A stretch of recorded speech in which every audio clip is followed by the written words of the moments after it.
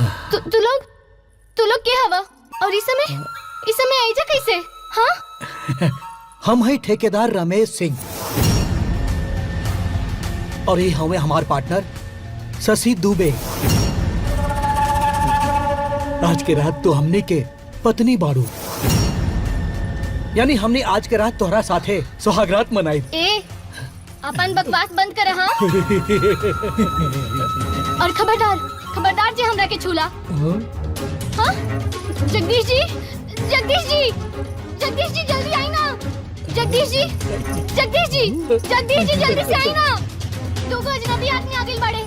हम कहता नहीं दूर रही हमरा से। जगदीश जी जल्दी से आई ना। देखी ना कोनो अजनबी हमनी के कमरा में आगे बढ़े। जल्दी आई। चिल्ला खूब चिल्ला पर नाई है। काहे कि वो तोहार जिस्म के सौदा कर चुकल बाड़े। अपन बकवास बंद करा। जगदीश जी हेलो चिल्लाए से कोनो फायदा नहीं की। तोहर जिस्म के सौदा 1 लाख रुपए में कैले बाड़ा। और बाहर बैठ के टुकुर गिनत हुई है। ए नाते प्यार से हमनी के साथे सुहागरात मनाला। अरे ना मनु, हमरा भी जबरदस्ती करने आवेला। कहाँ जेबी बच के? जगदीश जी छोड़ो हमके। जगदीश जी बच के जाओ। हमने से कहाँ बच के जाओ? जगदीश जी अरे देख मामले हमने के बाद आया। अरे जगदीश जी जल्दी आई। जगदीश जी छोड़ा। हमने के बाद जगदीश जी छोड़ा। जगदीश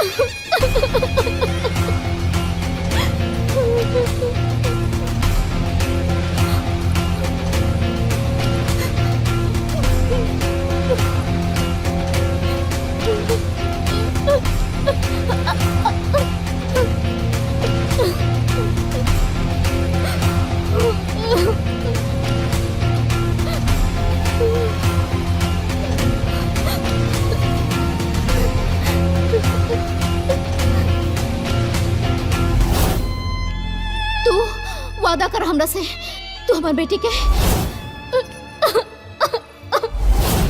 माँ बन के पलबू। काहे कि तोहर जीजा। हाँ दीदी हम वादा करे तानी दीदी।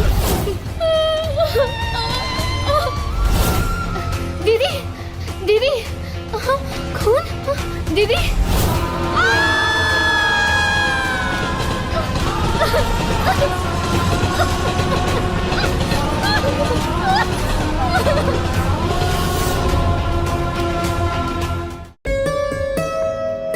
बाबूजी चाय ली।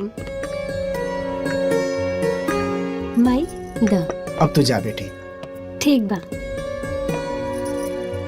गंगा के माई हम्म अब वो गंगा के शादी कर देवे के चाहता नहीं। अगला साल हमू रिटायरे हो जाब। रउआ तो ये बात ठीक कहता नहीं, लेकिन यह मामला में गंगा से एक बार बात कर लेती तो ठीक रही। अरे का बात करता हूँ, तुम्हार बाबूजी तोरा से पूछले रहने का? अरे वो घड़ी के जमाना कुछ और रहे, यही चक्कर में हमने अपन एक लड़की खो देले बानी जा। कहीं गंगा के। सबसे पहले तो अपना जबान से हमरा सामने मधु के नाम लिहल बंद करा। अरे वो मर गई हमरा खातिर, बुझलू? का बात बा बाबूजी, काहे चिल्लात बानी? अरे बेटी, जब हम कह चुकल बानी कि मधु हमरा खातिर मर चुकल बिया, एकरा बावजूद तोहरा माई के दिमाग में बात घुसते नहीं खे।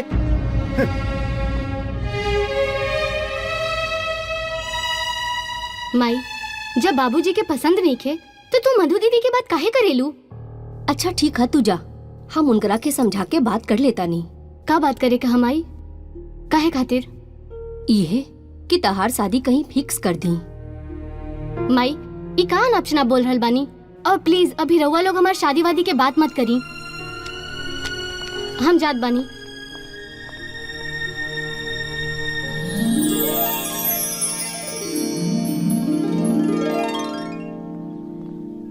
गंगा, तू इतना टेंशन में काहे बाड़ू? हमार माई बाबूजी हमार शादी करावे के चाहताड़े। तो ये तो अच्छा बात बा यार। में अच्छा बात का बा? हाँ, वो हमार शादी अपना मर्जी से करवावे के चाहताड़े। वो लोगन के अभी कैलाश के बारे में पता नहीं खे। जब वो लोगन के पता चली ना तो हमरा घर में भूचाल आ जाई। और कारण हमार दीदी बाड़ी, वो अपना मर्जी से शादी कर ले रहली। आज ही बात के 5 साल हो गई, लेकिन हमार बाबूजी अभी ले दीदी के माफ नहीं की कइले। और जैसे हमार बाबूजी के कैलाश के बारे में पता चली ना, न जाने का हुई। एक तरफ कैलाश के प्यार है और दूसरी तरफ बाबूजी के फैसला। अब बाबूजी तो हमार मोहब्बत के नाम से ही नफरत करेलन। गंगा, तू भगवान पे भरोसा रखा, सब ठीक हो जाई। और अभी तू राम कथा कैलाश के मत बता दी है, वरना ओकर दिल टूट जाई। ठीक बा? अरे अच्छा ठीक है, तू लगन बात करा, हम कैंटीन जाता नहीं। ठीक बा? गंगा, आज हम बहुत खुश बानी। काहे? कोनो लॉटरी लागल बा का? आज बाबूजी हमरे जिंदगी का फैसला सुना देहलन। कैसन फैसला रहे? गंगा, जौन हम कहे जाता नहीं ओके सुन के तू नाराज ना होई है। कहे से हमार बाबूजी सिर्फ हमार बाबूजी ना बाड़न, बल्कि वो हमार माई भी बाड़न। बचपन में वो हमरे माई के रोल भी अदा कैले बाड़न। जवानी में वो दूसर शादी भी ना कैलन। कहे से कि कोनो सौतेली माँ भी हमरा के वो प्यार ना दे सकत रहे। यही से अपन पूरा जिंदगी बैरागी में काट देना। अब तू इतना कहानी मत बनावा, हमारे दिल के धड़कन मत बढ़ावा। साफ साफ बतावा ना की बात का बा। गंगा, इस शहर के सबसे रईस आदमी बांके बिहारी के बेटी से वो हमार शादी तय कर दिले हवा। वाह, ये तो बहुत खुशी के बात है। हमरा के तो पहले से ही शक रहे कि अमीर लोगन के अंदर दिल नाम के कौनो चीज ना होला। वो हर चीज के दौलत के तराजू से ही तौले ले। लेकिन हमरा की यकीन रहे कि हमारे कैलाश ऐसा ना हो सकेला। गंगा, हम तोहरा आंख में आंसू ना देख सके नहीं। जिंदगी भर हमरा आंख में आंसू देके नौटंकी करताड़ा। अरे तू पूरा बात सुन लू ना और रोए लगलू। बचल का बा सुने खातिर बोला? अरे बचल बा, और ऊ बात ई बा कि बाबूजी शादी के बात करत रहलन, लेकिन हमार फैसला ई बा कि हम शादी करब तो सिर्फ गंगा से, ना तब उम्र भर कुंवारा रहब। फिर? अरे फिर का? फिर बाबूजी के हमार फैसला माने के पड़ल। और वो शाम के तोहरा से मिले जा रहल बानन।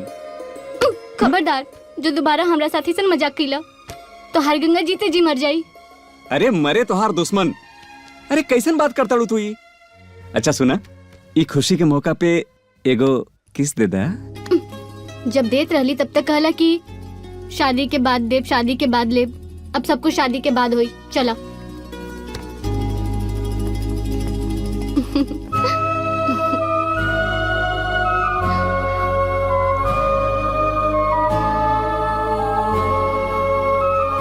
बैठा। हम यही देखत रहे कि आखिर तू लोग के अपना प्यार में हमार बेटा हमार जान होके हमरे ही खिलाफ जा रहल बा। का नाम है तोहार? जी गंगा। हाँ गंगा, हमार बेटा के अपना प्यार के जाल से आजाद करे के खातिर कितना कीमत चाहिए बताओ हमरा के, हम एक झटका में दे। बाबूजी, ये आप का बोलता नहीं? बेटा तू चुप रहा। हम गंगा के मुंह से सुने के चाहत बानी। बोल गंगा। 1 करोड़, 2 करोड़,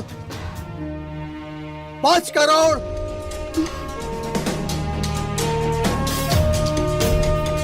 बस 5 करोड़? 5 करोड़ कीमत बराउत बेटा के? ई जान के हमरा के बहुत आश्चर्य भइल। हमरा के तो लागत रहे कि राउर हैसियत कम से कम 100 करोड़ के होखी। गंगा, कैलाश तो चुप रहा। तोहर बाबूजी सही कह रहल बाड़े, ई फैसला हमरा और उनके बीच में होखी।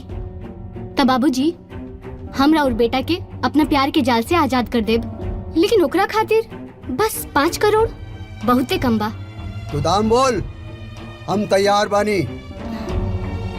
पहले हमरा के वादा करी कि हम जौन मांगब उ रउआ हमरा के दे देब। हम वादा करतानी, तो एक बार मांग करके तो देख। गंगा ऐसा मत करा, हम तोहरा बिना ना जी पाए। पक्का वादा करतानी ना? दाम बोल, दाम। तो बाबूजी, तो हमरा से बस इतना वादा करी कि कैलाश के आंख में आंसू कब्बो ना आवे देब। वाह बेटी वाह, हमके पूरा विश्वास हो गई कि तोहरा अंदर जरूर कुछ खास बा। और आज तोहरा फैसला से हमारे दिल की शंका के समाधान हो गई। अब अगर हम ना भी रहा तो हमार बेटा के अपन जान से ज्यादा प्यार करे वाली तू ओकर पत्नी बन के रहिया। बेटा बाबूजी, तुहार फैसला पर हमार आज नाज बा। बाबूजी तुहार आशीर्वाद जगह दी। हमार सीना में बा बेटा।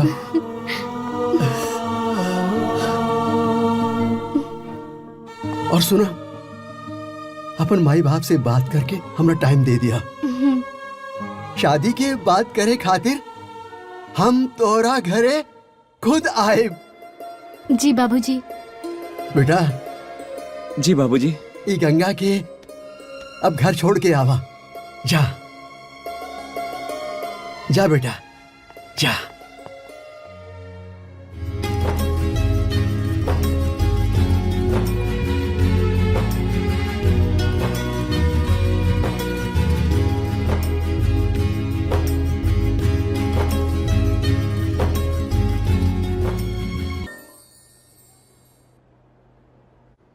गंगा के माई, गंगा आजकल रोज कॉलेज से लेट आवे लागल बाड़ी। अब तो हमरा के डर लागे लागल बा कि कहीं 5 साल पुरान घटना घर में दोबारा न घट जाए। रउआ ऐसा बिल्कुल मत सोची, हम ओकर माई हई। गंगा पर हमरा पूरा भरोसा बा। ली, गंगा आ गईली। का हो रहल बा बाबूजी? का बात बा बाबूजी? देखा बेटी, अरे आजकल तू रोज कॉलेज से लेट आवे लगल बाड़ू, कारण जान सकता नहीं का? बिल्कुल बाबूजी, एग्जाम सर पे बा, यही से लाइब्रेरी में बैठ के खास नोट्स तैयार करेनी। अच्छा अच्छा, अरे ये तो बहुत बढ़िया बात बा। वैसे भी वकालत के पढ़ाई में मेहनत तनका ज्यादा करे के पड़ेला। गंगा बेटी, का? तू हाथ मुंह धोला, हम खाना लगा देता नहीं। हाँ जा बेटी। ठीक बा माई। जा गंगा के खाना खिला दा। ठीक बा। अरे वाह माई, आज तो हमारे पसंद की सब्जी बनवले बाड़ू। खा ला बेटी। गंगा, आजकल तोहर बाबूजी बड़ा चिंता में रहेलन। जौन काम तोहर दीदी कैली, कहीं ऊ काम तू मत करता बेटी। माई, बाबूजी के समझा दा कि हम ऐसन वैसन कौनो काम ना करब जिससे उनके तकलीफ पहुंची। आज तू हमरा मन के बोझ हल्का कर देलू बेटी। वैसे तो तू जानते बाड़ू ताहर बाबूजी के जान तहरे में बसल ह। हमरा के मालूम बा, यही से तो कहतानी कि हम ऐसा वैसन कौनो काम ना करब जिससे उनके सर झुक जाए। अच्छा बाबूजी खाना खैलन की ना? अभी ना। जाके उनकरा के खाना खिला दी। ठीक बा, हम जाता नहीं। हाँ।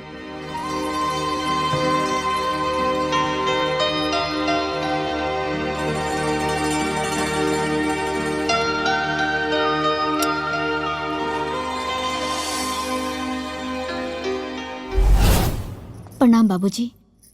बाबूजी हमनी के बहुत प्यार करीला, यही से हमनी के शादी कर लेनी। हमनी के सिर्फ आपके आशीर्वाद चाहिए।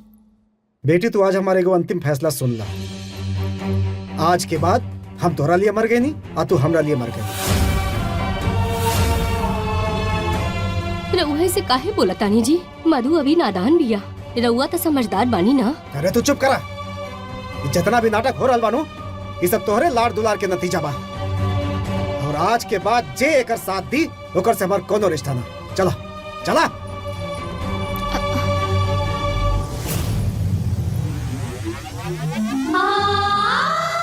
दीदी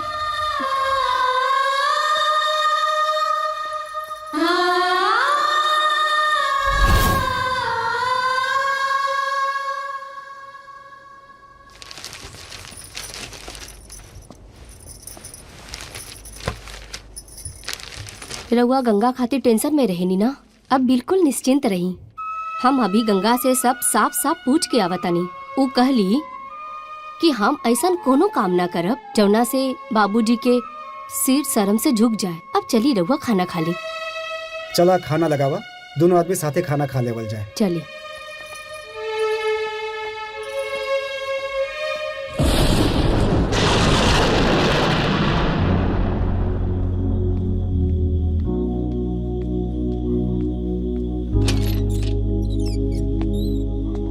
साहब आप तो बिल्कुल भीग गई बनी। हाँ अब हाँ।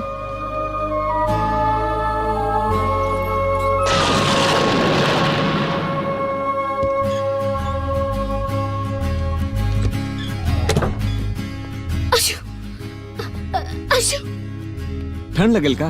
एक काम करा, तू अंदर जाके चेंज कर ला। लेकिन चेंज का करब? वजह हमार कपड़ा बा ना, वो पहन ला। हाँ ठीक बा।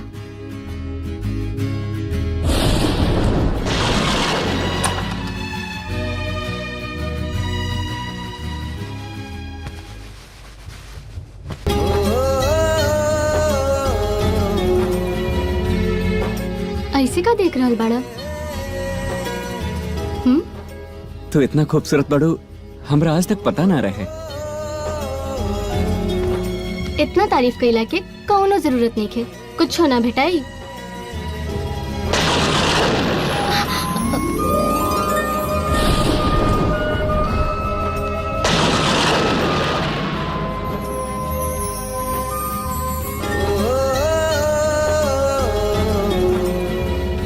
गंगा अपने आप के संभाला। ये हसीन तोहफा हम तो से सुहागरात पे ले। तोहार ये अदा पे तो हम फिदा बानी। Love you two.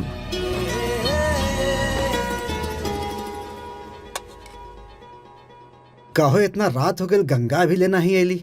हम ओकरा फोन कैले रही, बाकी ओकर मोबाइल स्विच ऑफ बतावत रहे। ली गंगा आ गेली। अरे बेटिया कहाँ रह गए रहलुआ? एगो फोन तो करे के चाहिए। तोहार माई तोरा के फोन लगावा ताड़ी नॉट रीचेबल बतावता। बाबूजी बारिश की वजह से नेटवर्क चल गेल रहे, शायद यही से फोन ना लागत होई। अरे बेटिया एगो बेटी के बाप है नु। अरे ऐसे तनी मन घबरा जाला। ऐसे भी टीवी पर रोज रोज न्यूज देख के मन तरीका घबराइल रहेला बेटी। बाबूजी रउआ खामखा परेशान होई नहीं, और सबसे पहले तो न्यूज चैनल देखल बंद करी। हम राउर बेटी हई, अपना आप में सक्षम बानी। हमार तो केहू बाल भी बाका ना कर पाई। अच्छा चला खाना खा ला। माई खाना तो हम अपना सहेली के घर से खा के आइल बानी। अच्छा ठीक बा बेटी, जा जाके आराम करा। ठीक बा। Good night. Good night.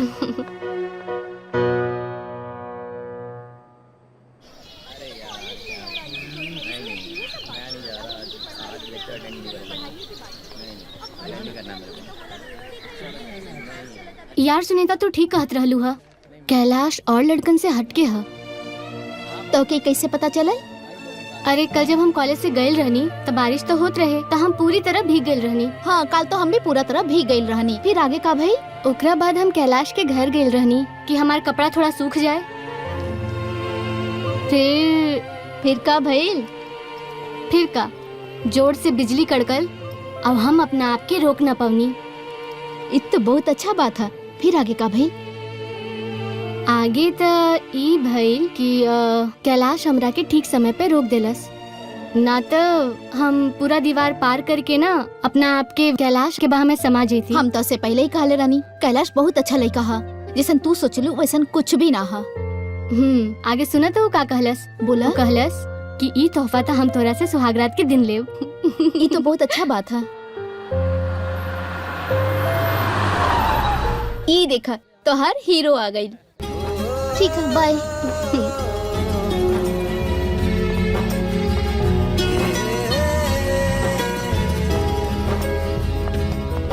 हाय। हाय। कल तू लेट हो गेल रहलू त तोहार मम्मी पापा डांटत हुई तोहरा के? हाँ, डांट तो पड़ल, लेकिन हम अपना माई के सब कुछ सच सच बता देनी। का बतेलू है? ये है कि तोहार गंगा गंदा होत होत बच गईली। फिर माई का बोलली? माई का बोली है? माई तो गुस्सा से आग बबूला हो गई। अब बोलनी बताओ कर नाम जो तोहरा साथ ऐसा जरूरत कइले बा। आज तो ओकरा के हम खूब मजा चखाई और पुलिस के हवाले कर देब। वाह, उल्टा चोर कोतवाल के डांटे। एक तो चोरी और ऊपर से सीना जोरी। एक तो तोहरा के हम पाप करे से बचा देहनी और तू हम ही के फंसाव ताड़ू। अरे बेवकूफ, तू सचमुच के बेवकूफे बाड़ा। हाँ, भला ऐसन बात केहू लइकी अपन माई से करेली का? और हम तो भगवान से दुआ करीले कि दुश्मन के भी तोहरा जैसन समझदार और जान से ज्यादा प्यार करे वाला लइका मिले। अब ज्यादा मस्का मत मारा, नहीं तो हम गलत हरकत पे आ जाए और तोहके संभाले के पड़ी। हम तक कब से चाहता नहीं कि तू कुछ गलत हरकत करा। ये कॉलेज है, चला गाड़ी में बैठा। चलो।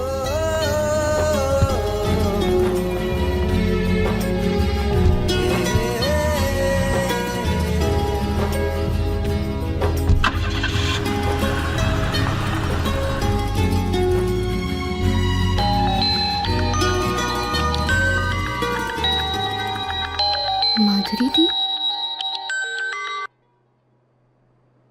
हेलो। हाँ दीदी।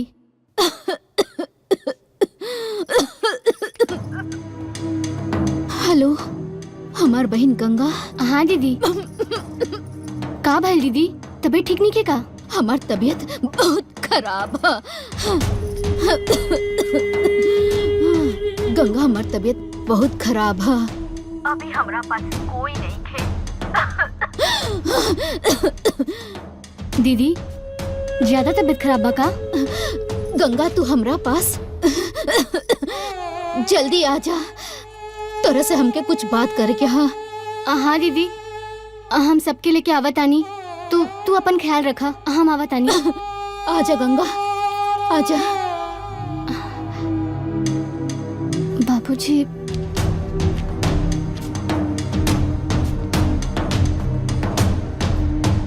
और सलोनी बेटी, तोहार पढ़ाई कैसन चल रहा बा? First class. देखा बेटी, वो कहा है कि मैट्रिक एग्जाम में तोरा के सबसे ज्यादा नंबर लावे के बा। पक्का मैट्रिक पास कर ले। गुड मॉर्निंग बिटिया। गुड मॉर्निंग बाबूजी। बाबूजी, एगो बात करे के बा। हाँ, पूछा।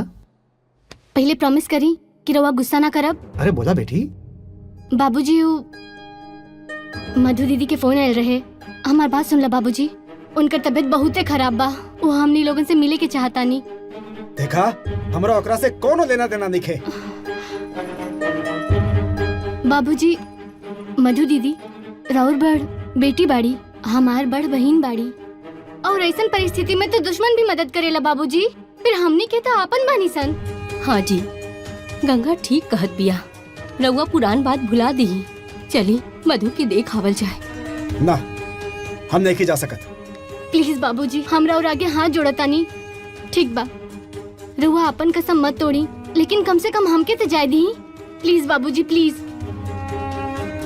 ठीक बा, तू जा देख आवा। थैंक यू बाबूजी।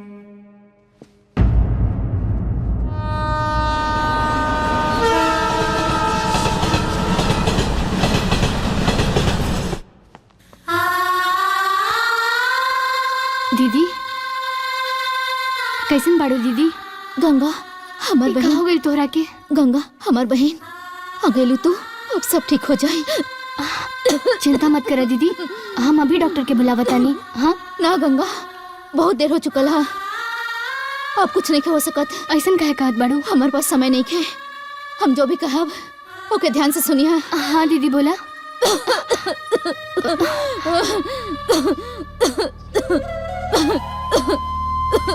दीदी हम डॉक्टर के बुला दी का? हाँ ना गंगा, बोल ना दीदी, बोला दीदी। दीदी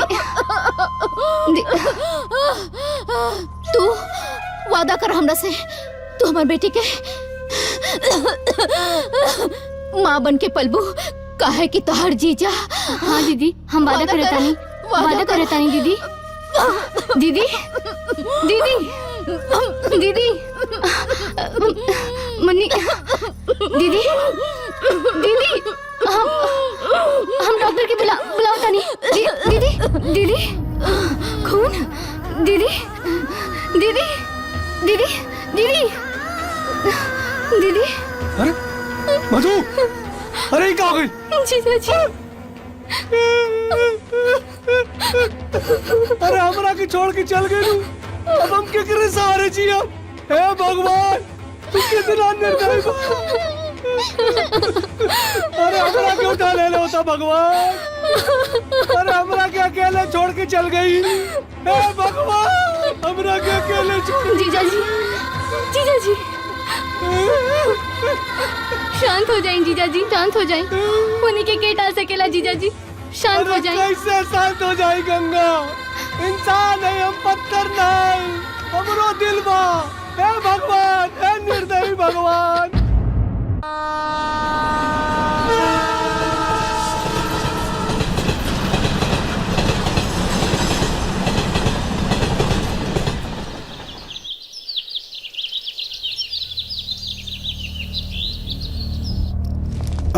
अरे अरे सब खत्म अरे हो दमाजी, गए बाबूजी। उठी उठी उठी, कहाँ हो गए? उठी। सब खत्म हो गए बाबूजी। हम अकेल रह गए नहीं बाबूजी। मधु हमनी के छोड़ के चल गई। हे भगवान, ओकरा जगह हमरा के उठा ले रहते ना बाबूजी। हम का करी? ये छोटी सी बच्ची के देख के तरस आ रहल बा बाबूजी। रुपया पैसा का कोनो कमी नहीं के, लेकिन मतारी के बिना के पाली एकरा के। हे भगवान, ई का कैला तू? बहुत निर्दयी बा, हमरा के उठा ले रहता। देखिए ऐसा ना बोले के चाहिए दामाद जी, अब होनी के टाल सकेला। ऊपर वाले के जे मंजूर रहे वो भैले में रहुआ के कोनो दोष नहीं खे। अरे दमाद जी, नियति पर केकरो जोड़ न चलेला जे चली। ना ना ना बाबूजी, ये सब का हम ही जिम्मेदार बानी। हमरा के मारी बाबूजी, हम सब हम ही जिम्मेदार बानी इन सब के। हम गुनहगार बानी, हमरा के मारी। अरे दामाद जी, जीजा मारी जी, हमरा के, जीजा जी, हमरा के मारी। जीजा जी शांत हो जाएं जीजा जी, जीजा जी। शांत हो जाए रहुआ, शांत हो जाए। अरे सारा पुराना बात भूल जाए। अरे जे हो गए से हो गए। अरे गंगा बेटी, ले जा इनकरा के, ले जा बेटी। चलें खाना जीजा पानी जी, पूछा इनकरा के। चलें जाए जीजा जी, दामाद चलें चलें। आवा आवा मुनी, चला।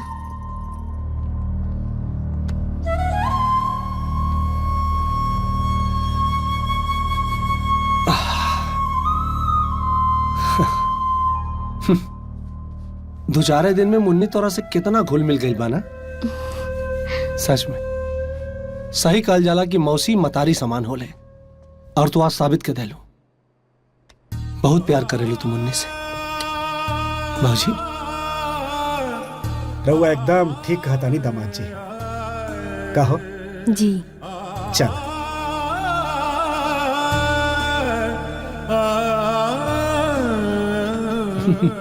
का बेटा?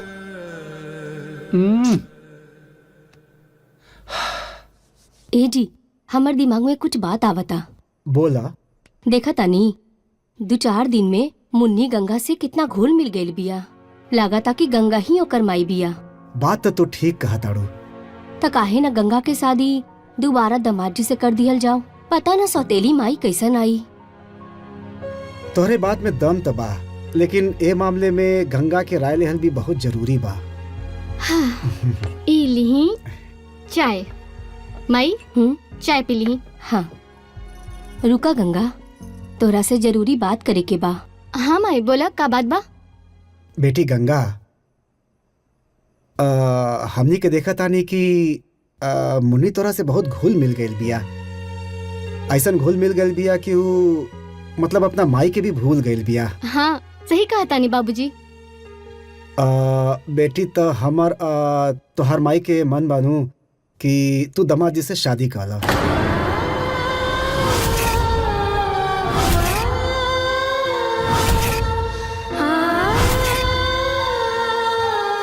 अगर तू दामाद जी से शादी कर ली बुनू तो मुन्नी के ओकर माई के प्यारो मिल जाई या दामाद जी के सहारो मिल जाई। लेकिन बाबूजी ई कैसे हो सकेला? त एमे का खराबी बा गंगा? दामाद जी जमान वाड़न, अच्छा कमा ले ताड़न, का दिक्कत बा? माई हमरा के थोड़ा समय दी, हम सोच के बता बतानी।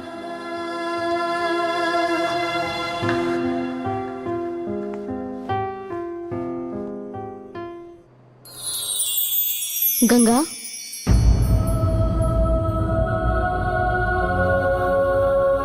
का सोचे ताड़ू? कौनो दुविधा में बाड़ू का?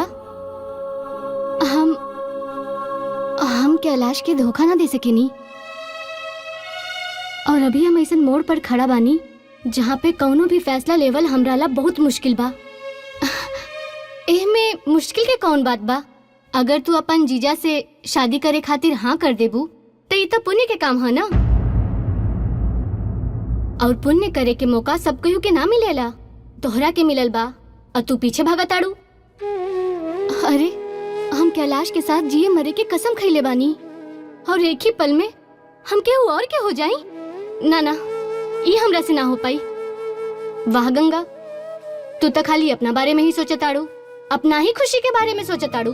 अरे तनिक नजर खोल के देखा, अगर तू अपना जीजा से शादी कर लेबू तो एगो बिखरल घर सवर जाई। मुन्नी के माई के जरूरत बा, ओके माई के आंचल मिल जाई।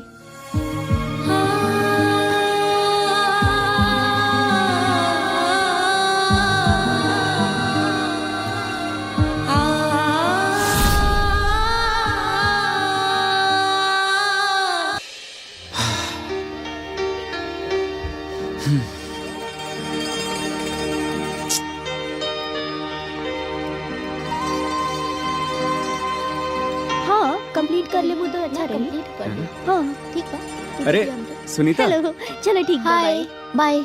यार गंगा बहुत दिन से दिखाई नहीं देताड़ी, कुछ प्रॉब्लम बा का? कॉलेज भी ना आवताड़ी? हाँ, गंगा के बहन अभी दुनिया में ना रहली, यही से वो बहुत परेशान बाड़ी और वो आजकल केहू से भी सही से बात ना करेली। उनके बोला ना कि हम बहुत परेशान बानी और उनसे बात कर चाहता नहीं। ठीक है, हम ओके तोहरा घरे भेज दे तो तू उससे बात कर लिहा। ठीक है, Thank ओके you. बाय।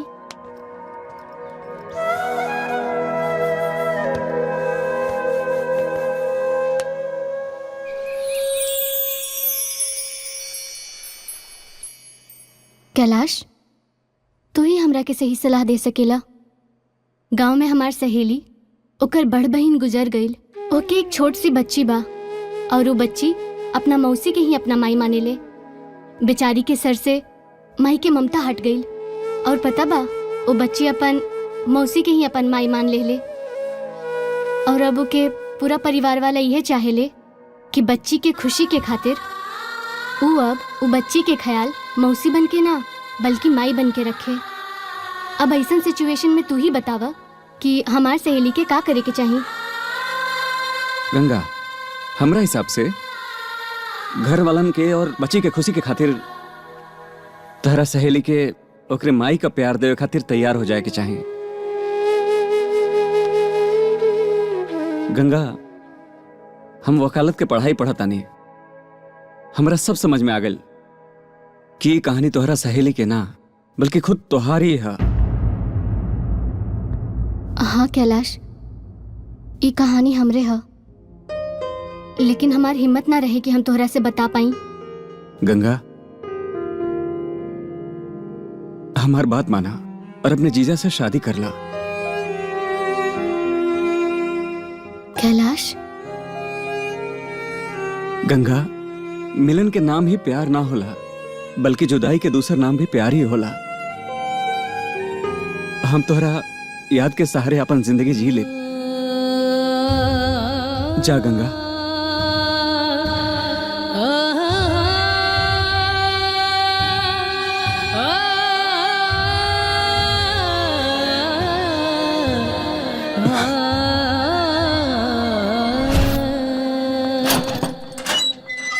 कैदी नंबर 707 आपसे कोई मिलने आया है, आइए।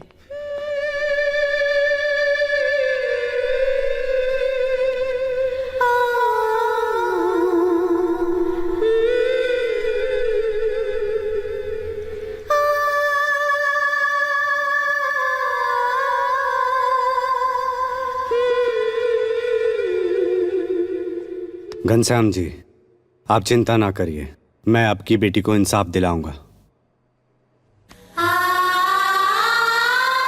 बाबूजी, आप यहाँ?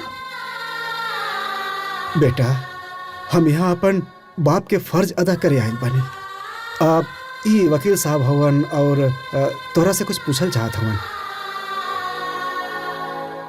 बाबूजी हम नहीं चाहत कि कोर्ट में हमारी इज्जत एक बार फिर से उछालल जाए। हम नहीं चाहत कि सबके सामने शर्म से राउर सर झुक जाए। बाबूजी, हम नहीं चाहत। देख बिटिया, हमरा अपना बेटी पर और अपना खून पर पूरा भरोसा बा। हम जानता नहीं हमारी बेटी कुछ गलत करिए ना सकेले। घनश्याम जी, हाँ, मैं चाहता हूँ कि आप थोड़ी देर के लिए बाहर चले जाएं, ताकि गंगा जी से केस के बारे में मैं सच्चाई जान सकूं। ए बिटिया, तू बात कला वकील साहब से, हम बाहर इंतजार करत हनी। गंगा जी बैठिए, प्लीज बैठिए। गंगा जी, आपका वकील होने के नाते मैं आपसे रिक्वेस्ट करता हूँ, प्लीज आप मुझे सारी बातें सच सच बताइए, ताकि मैं आपको इंसाफ दिला सकूं। आखिर ऐसी कौन सी वजह है कि आप बेगुनाह होते हुए भी आप ये केस नहीं लड़ना चाहती? वकील साहब, हम बस ये केस में अपन छोट बहन के नाम नहीं खिलावल चाहत। हम बस अपन बहन के जिंदगी बचा रहल बानी और कुछ ना। हाँ वो तो ठीक है, पर आप पूरी बात तो मुझे बताइए।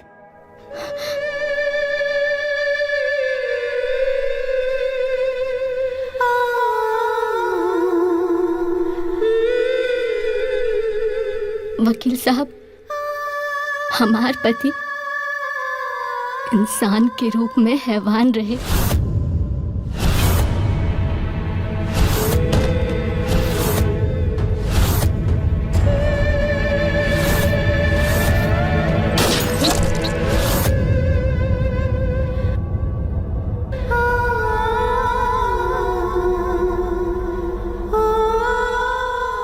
ठीक है गंगा जी, मैं कोशिश करूंगा कि आपकी छोटी बहन इस केस में नाम ना आए।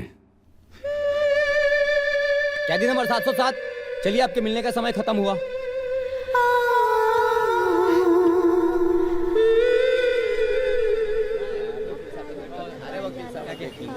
वकील साहब तो नहीं है।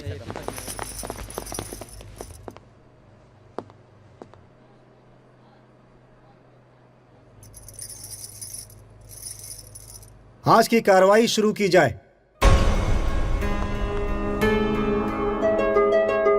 योर ऑनर, ये केस आईने की तरह बिल्कुल साफ है। इस कटघरे में खड़ी ये औरत और ये मासूम सी दिखने वाली औरत, इसके पीछे एक घिनौनी औरत का चेहरा छिपा हुआ है। तो इसकी सच्चाई जानने के बाद अदालत में बैठा हुआ हर आदमी इससे इसको घिन आने लगेगी। मिस्टर शर्मा, आपको जो भी कहना है साफ साफ कहिए। ओके योर ऑनर, मैं अदालत को यह बताना चाहता हूं कि एक औरत नहीं, औरत के नाम पर एक बदनुमा दाग है, कलंक है ये। इसने जो हरकत की है, जो कुछ इसने किया है, वो समाज में रहने लायक नहीं है। मिस्टर शर्मा, गंगा पर लगे हुए इल्जाम को पहले आप साबित करिए, फिर मुजरिम कहिए। मैं अदालत से माफी चाहता हूं जज साहब। देखिए, मैं फिर दोहराना चाहता हूं कि ये केस आईने की तरह साफ है, क्रिस्टल क्लियर है। इस औरत ने सोच समझकर पूरी होशो हवास में एक साजिश के तहत अपने पति का कत्ल किया है।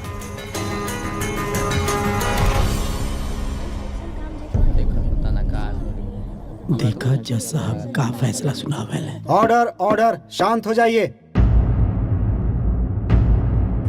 वकील साहब, आप हम पर झूठा इल्जाम लगा रहे हैं। जज साहब, हमने ये खून कोई भी सोच समझकर प्लानिंग के साथ नहीं किया था। हम खुद मान रहे हैं कि हमने अपने पति का खून किया था, लेकिन सोच समझकर नहीं किया था। चलो, एक बार के लिए हम मान लेते हैं कि आपने ये कत्ल सोच समझकर नहीं किया है, लेकिन कभी ऐसा हो सकता है कि हिंदुस्तान में जो औरत के माथे का सिंदूर होता है पति, उसकी लाज होता है पति, जिसके नाम से औरत का अभिमान होता है, जो औरत अपने पति के लिए व्रत रखती है, प्रार्थना करती है भगवान से, निर्जला व्रत रखती है, ऐसे में एक औरत अपने पति का कत्ल कैसे कर सकती है? फिर अचानक ऐसी कौन सी आफत आ गई जिससे इनको यह कदम उठाना पड़ा? हुआ यूं कि इनके पति सीधे साधे और शरीफ इंसान थे,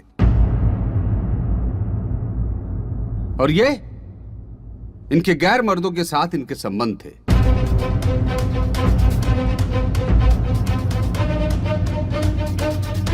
जो इनके पति को ये पसंद नहीं था। कोई भी पति इस पे आपत्ति उठाएगा, ऑब्जेक्शन उठाएगा।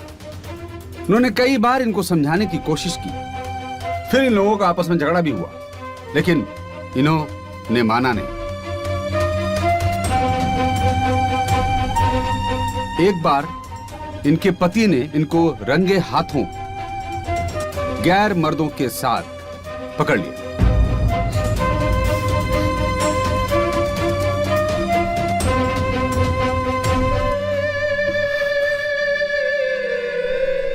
उस दिन इनकी कहा सुनी हुई, हाथापाई हुई।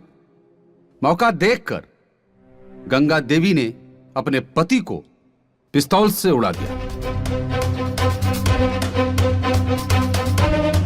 तो ये सोची समझी और प्लानिंग के साथ की गई हत्या है। झूठ है, झूठ बोल रहे हैं आप वकील साहब। जज साहब, वकील साहब जो भी इल्जाम लगा रहे हैं हम पर, वो सारे झूठ है, बेबुनियाद है। ऐसा बिल्कुल नहीं है जज साहब। मैं बदचलन औरत नहीं हूँ वकील साहब। शादी के बाद मैंने सपने में भी कभी किसी गैर मर्द के बारे में नहीं सोचा। फिर भी मैं भी आम लड़कियों की तरह यही सोचती रही कि शादी के बाद जैसे हर लड़की खुश रहती है, मैं भी खुश रहूंगी। मायके में एक लड़की को यही सिखाया जाता है कि जब वो मायके में रहती है तो उसकी रक्षा उसका भाई, उसका पिता करता है, और शादी के बाद जब वो लड़की ससुराल जाती है जज साहब, तो उसकी रक्षा उसका पति करता है।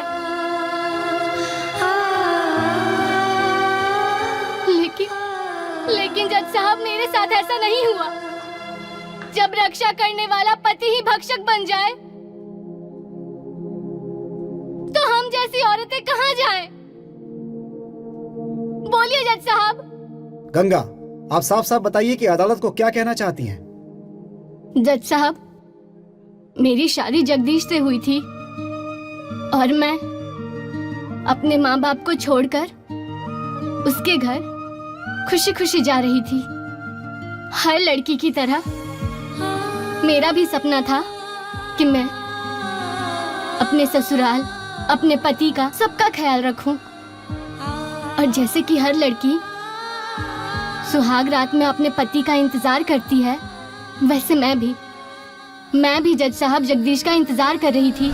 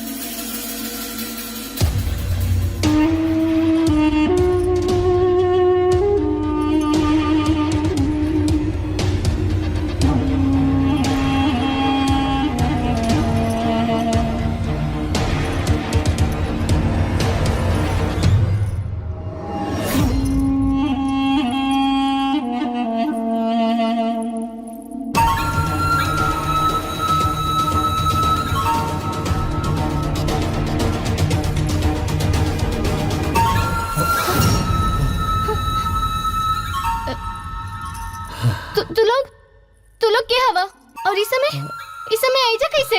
हाँ, हम है ठेकेदार रमेश सिंह और ये हमें हमार पार्टनर शशि दुबे। आज के रात तो हमने के पत्नी बाड़ू, यानी हमने आज के रात तोहरा साथे सुहागरात मनाई। ए, अपन बकवास बंद कर। हाँ? और खबरदार जी हमरा के छूला। हाँ? जगदीश जी जल्दी आई ना। जगदीश जी जल्दी से आई ना। दो अजनबी आदमी आगे बढ़े, हम कहता नहीं दूर रही हमरा से। जगदीश जी जल्दी से आई ना। देखी ना कोनो अजनबी हमने के कमरा में आगे बढ़े, जल्दी आई। चिल्ला, खूब चिल्ला, पर नाई है। काहे कि वो तोहार जिस्म के सौदा कर चुकल बाड़े। अपन बकवास बंद करा। जगदीश जी। हेलो। चिल्लाए से कोनो फायदा नहीं की। तोहार जिस्म के सौदा 1 लाख रुपए में कैले बाड़े। और बाहर बैठ के टुकुर गिनत हुई है। ए नाते प्यार से हमने के साथ सुहागरात मनाला। अरे ना मनो, तोरा भी जबरदस्ती कर रहा आवेला। कहाँ जल्दी बच के? जगदीश जी छोड़ो हमके। छोड़। जगदीश जी बच के चलो। इससे कहाँ बच के जाएगा? जगदीश जी। अरे देख, मामले हमने के बाद आया। अरे जगदीश जी जल्दी आई। जगदीश जी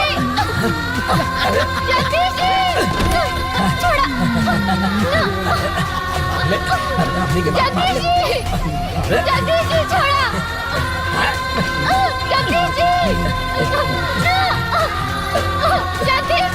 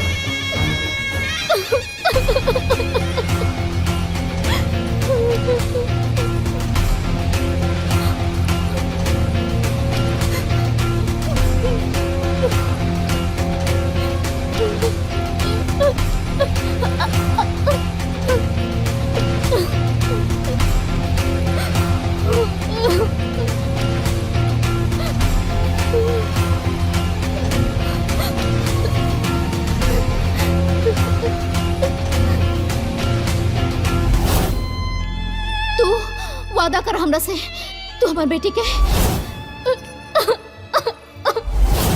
माँ बन के पलबू, काहे कि तोहर जीजा। हाँ दीदी, हम वादा करतानी, वादा करतानी दीदी। दीदी दीदी, खून दीदी।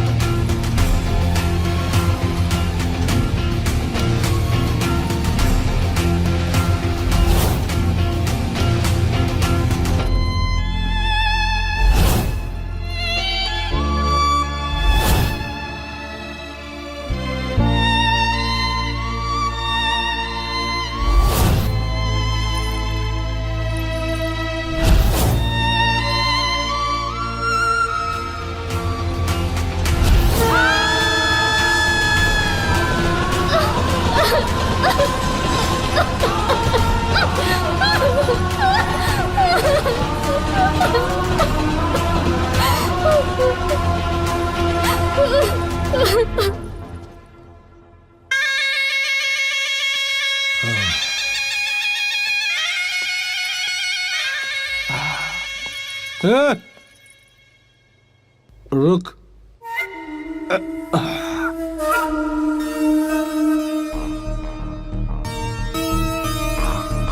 कहाँ गए ललिया? जान देवे? जान देवल इतना आसान नहीं के, और बहन भी गई रहे जान देवे, लेकिन ना दे पौलस। तोरा के पता है तोरा बहन से काहे बिया कैनी? पैसा खातिर 2-3 साल इंतजार कैनी, लेकिन जब वो पैसा ना दे पौलस तोर बाप ना तोरा बहन के धंधा पे लगा देनी।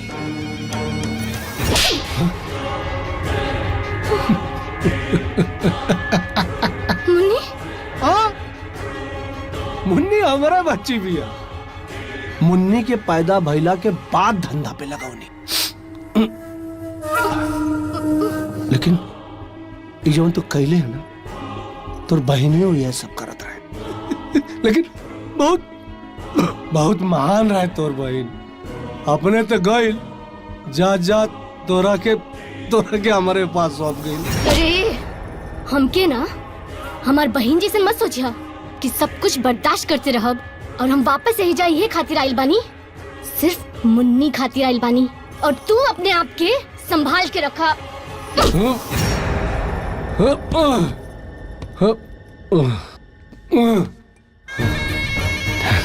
नौटंकी।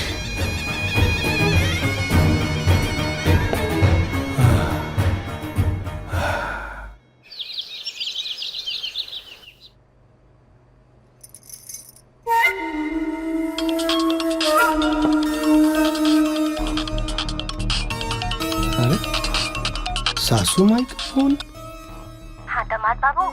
माता जी प्रणाम। खुश रही। गंगा तो ठीक बाड़ी ना?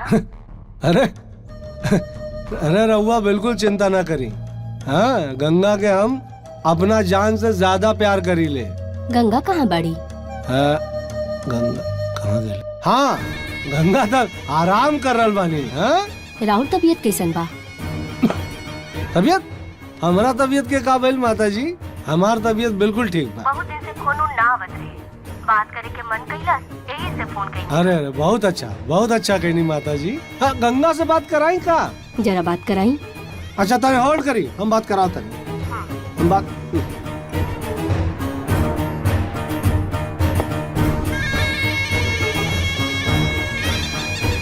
तोर माई का फोन है। हेलो माई, प्रणाम। कैसन बाड़ू बेटी? ठीक बानी माई। ठीक बा। तो बाड़ू ना? हाँ माई, बहुत ही खुश बानी।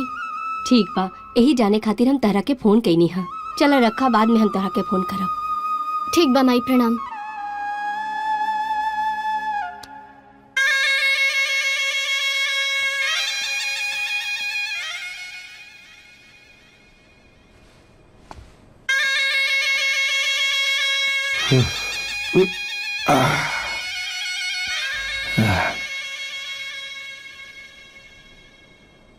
आराम कर रहा बाड़े।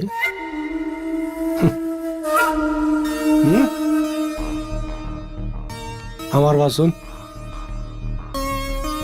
आज दुगो कस्टमर आ रहा बाड़े। मोटा पार्टी या बढ़िया पैसा मिली। चुपचाप वो लोगन के खुश कह दिए, ढेर ड्रामा मत करिए।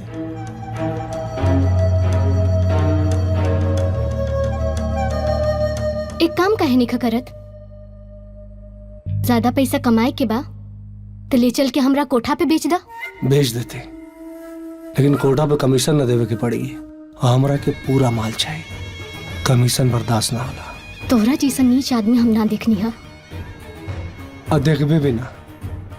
और ढेर नाटक मत कर, नहीं तब नहीं तो का? का करबा? तोर बहिनिया जौन बिटिया जन के गइल बा ना, ओकरा के ले जाके कोठा। तोहरा के ना क्या करता रे? मार छोड़। का कहला? क्या करता रे? का कहला तू? चला छोड़, मार। हम बहुत कमीना बानी। छोड़। कैसे बात बड़ा? हां, अपन बेटी के खातिर भी ऐसन बात करेला? हम कुछ भी कर सकीले। ते हमरा के जानते ना, हम बहुत पागल बानी। हम पैसा खातिर कुछ भी कर सकीले। बेटी के काम क्यों कभी बेच दे? तू चल, चल हमरा। छोड़, छोड़ हमरा के। छोड़, छोड़, चल, छोड़, छोड़, जाओ अंदर जाओ, छोड़, जाओ।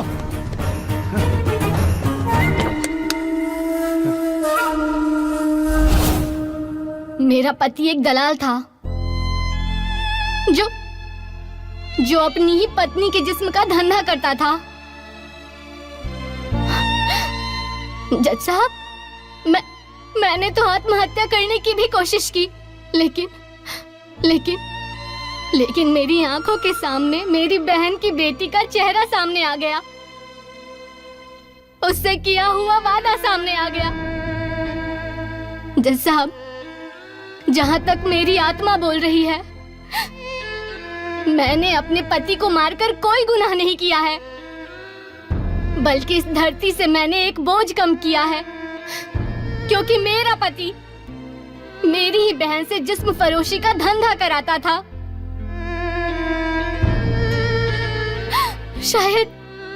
शायद मेरी बहन में ये हिम्मत नहीं आ पाई।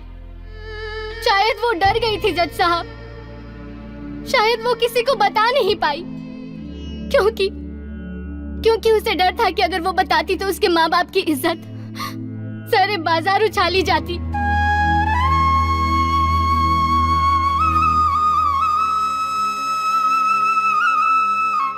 और शायद इसलिए भी क्योंकि उसने जगदीश से लव मैरिज की थी।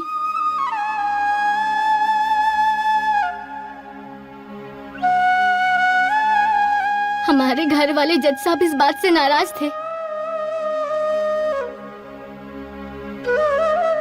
शायद इस वजह से मेरी बहन ने अपना मुंह कभी नहीं खोला। बहुत शानदार। आपकी कहानी बहुत ही अच्छी है जो आपने सुनाई, जिसमें पूरा इमोशन, सेंटिमेंट, ड्रामा, रुदन सब कुछ था। लेकिन अदालत कहानी सुनकर फैसला नहीं सुनाती।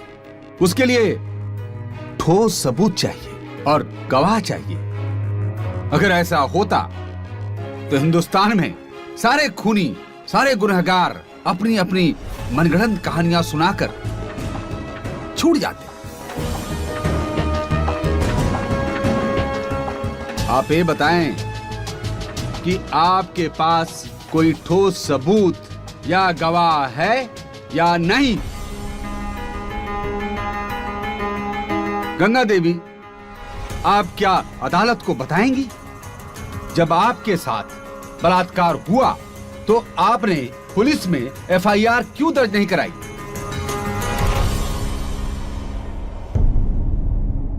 बदनामी के डर से नहीं किया।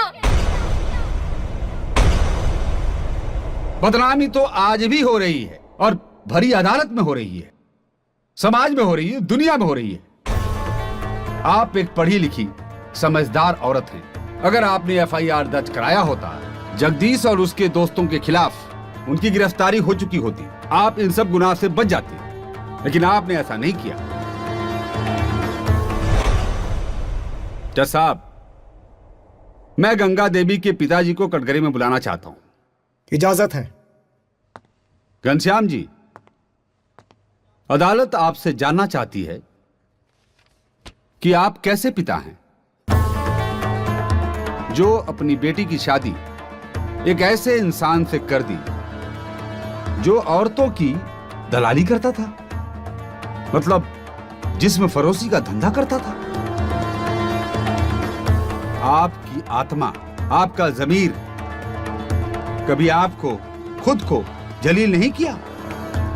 अरे कम से कम अपने दुश्मन के साथ भी कोई ऐसा नहीं करता है। गंगा तो आपकी सगी बेटी थी।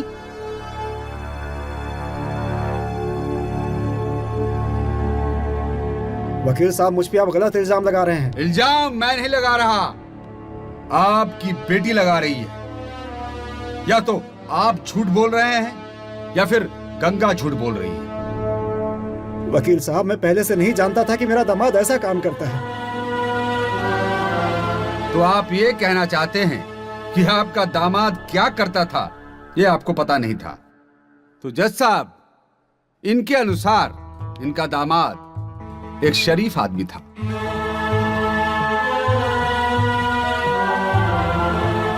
जज साहब, इस पॉइंट को नोट किया जाए। ऑब्जेक्शन माय लॉर्ड। मिस्टर शर्मा गवाह को गुमराह कर रहे हैं। Objection over ruled. जज साहब, मैं अदालत को गुमराह करने की कोशिश नहीं कर रहा हूं, मैं अदालत को सच्चाई बताने की कोशिश कर रहा हूं।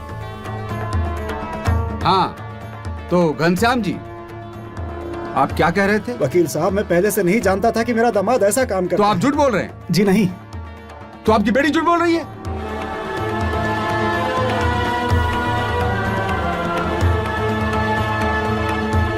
मैं माफी चाहता हूं जज साहब, मैं अदालत की कार्रवाई में रोक टोक कर रहा हूं, उसके लिए माफी चाहता हूं। लेकिन आप ये बताएंगे, आपकी बड़ी बेटी का वो जमाई था? जी। कभी आपकी बड़ी बेटी ने आपसे उसके बारे में कोई शिकायत की? नहीं वकील साहब। Point to be noted my lord. इनकी बड़ी बेटी ने कभी भी कोई शिकायत अपने पिता से नहीं की। आप ये बताएं घनश्याम जी, आपकी बड़ी बेटी की मृत्यु के बाद आपने अपनी छोटी बेटी गंगा का शादी जगदीश से करने की ठानी, जबकि जगदीश और गंगा के बीच 10 साल का फासला था। तो कोई दबाव ने आपने ऐसा किया या कोई जबरदस्ती थी आपके साथ? बताइए।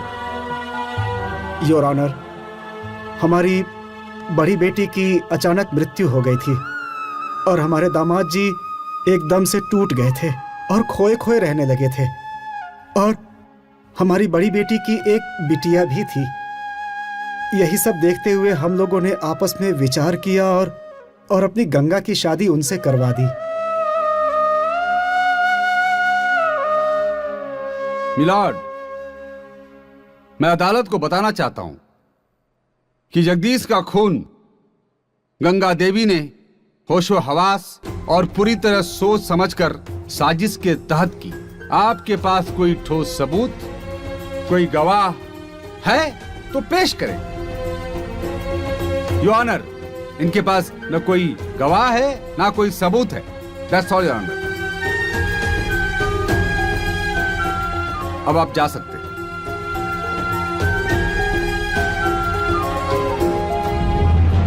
योर ऑनर, मैं काफी देर से मिस्टर शर्मा को कहते हुए सुन रहा हूं गवाह और सबूत के बारे में।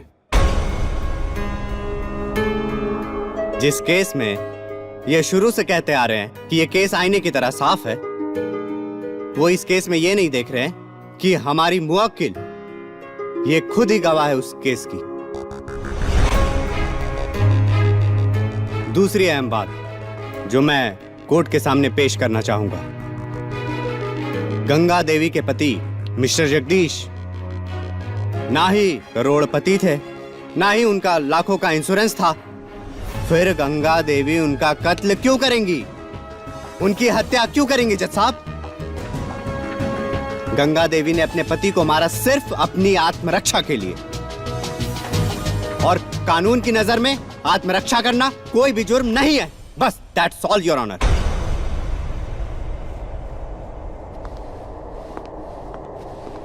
योर ऑनर,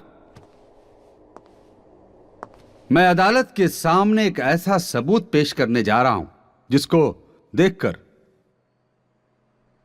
यहां सब स्तब्ध हो जाएंगे। गंगा देवी इस शहर के मशहूर बिजनेसमैन का बेटा कैलाश को आप जानती हैं? बताइए।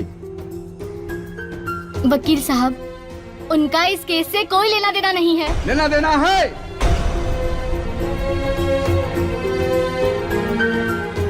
आप और वो जी जान से एक दूसरे को प्यार करते थे। जब वक्त आया जगदीश से मिलने के बाद आपने उसे ठुकरा दिया।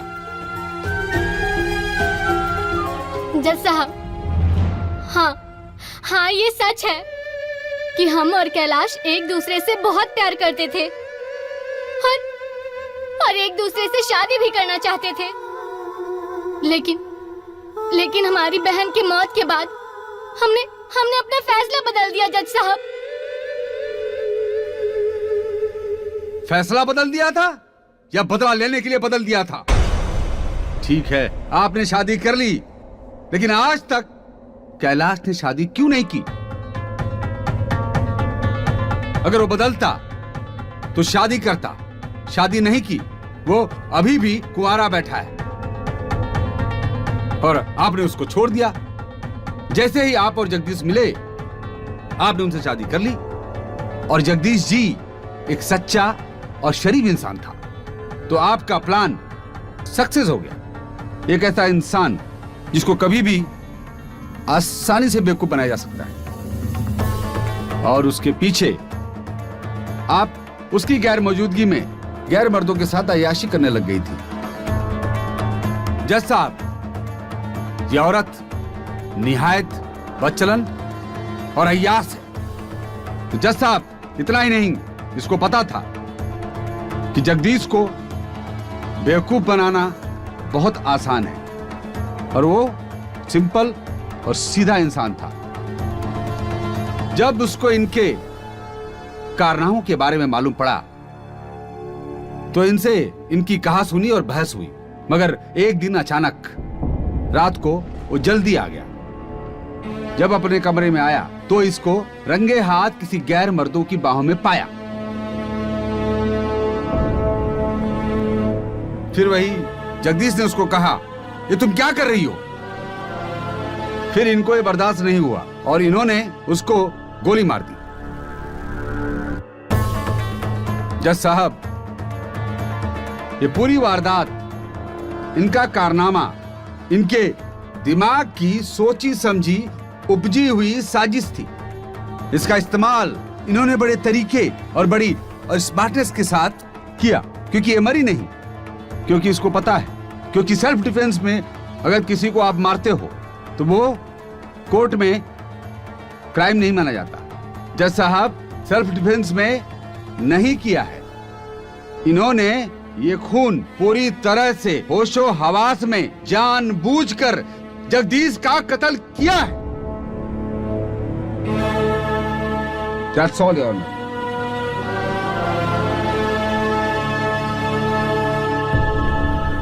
जज साहब, इस केस को आईने की तरह साफ करने के लिए इस केस के कानूनी कार्रवाई में शामिल इंस्पेक्टर श्याम को मैं कटघरे में बुलाना चाहूंगा। इजाजत है। Thank you your honour.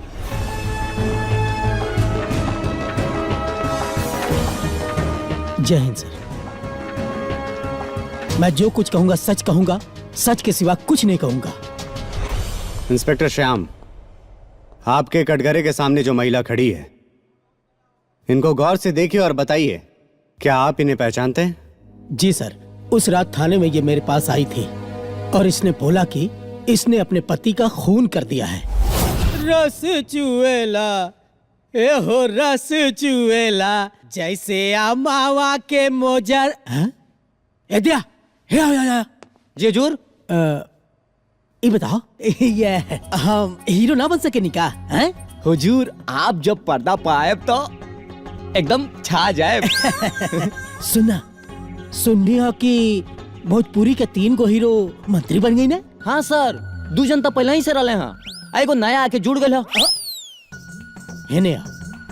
तीसरा का नाम बतावे, शर्म होता का? हुजूर शर्म ना, निरहुआ। हुजूर, हवलदार के हवलदार रहबे हैं? इज्जत से नाम ले, श्री दिनेश लाल यादव जी निरहुआ। हुजूर उता शॉर्टकट में बोल देनी है। शॉर्टकट के चक्कर में आज तक तो 10 साल से ना प्रमोशन ना भाई, इतना शॉर्टकट ना लगावल कर हरदम। रोज सही बोलता नहीं सर। वो देखी देखी, अरे इतना रात में केकर कत्ल करके आ रहल बाड़े? हम तोहरा से पूछा तानी कि इतना रात में केकर कत्ल करके आ रहल बाड़े? सर 1 मिनट। मैडम जी आई, बैठे आई।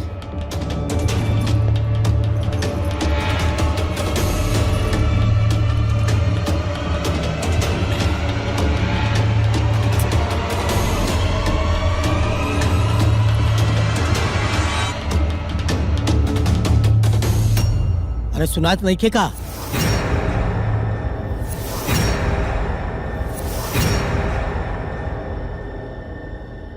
हम तोरा से पूछता नहीं, बतावा ना, केकर कत्ल करके आ रहल बाड़ू इतना रात में? इंस्पेक्टर साहब,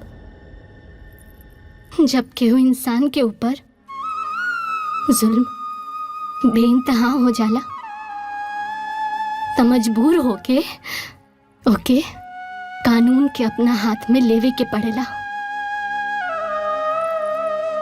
हम हो ऐसन कैले बानी।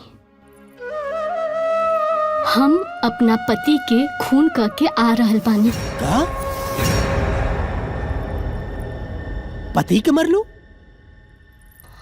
हाँ इंस्पेक्टर साहब, हम अपना पति के खून करके आ रहल बानी। देखा, हमरा बुझौनी ना बुझावा, हमरा साफ साफ बतावा कि तोर पति ऐसा का कैले रहे कि तू ओकर कत्ल कर देले? इंस्पेक्टर साहब, जब पति ही रक्षक की जगह अपनी पत्नी के भक्षक बन जाए तो औरतन के मजबूर होके हमरे जैसन बने के पड़ेला। देख, हमरा के डायलॉग मत सुना, हमरा के साफ साफ वारदात के बारे में बताओ। इंस्पेक्टर साहब, हम कोनो पेशेवर मुजरिम ना हई, ना ही पेशेवर कातिल हई। हम आम लड़की के जैसन सीधा साधा खुश रहे वाला लड़की हई। उनके जैसन भी हमार दिल में अरमान रहे कि हमार पति सिर्फ हमरा से प्यार करे, हमार सुख दुख में हर पल में हमारे ख्याल रखे। देख, हमरा के डायलॉग मत सुना, हमरा के साफ साफ वारदात के बारे में बताओ।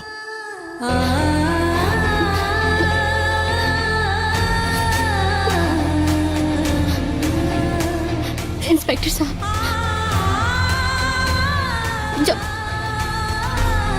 जब हम कॉलेज में रहनी ना,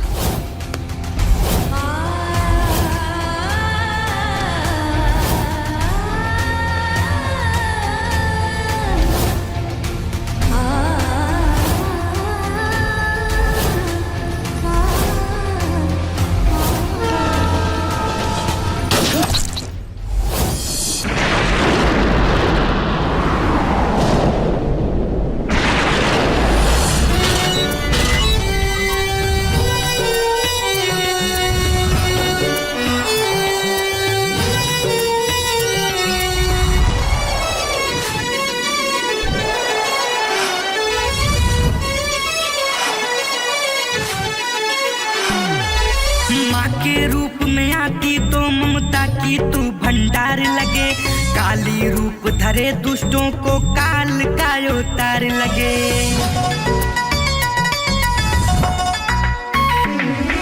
माँ के रूप में आती तो ममता की तू भंडार लगे, काली रूप धरे दुष्टों को काल का तार लगे।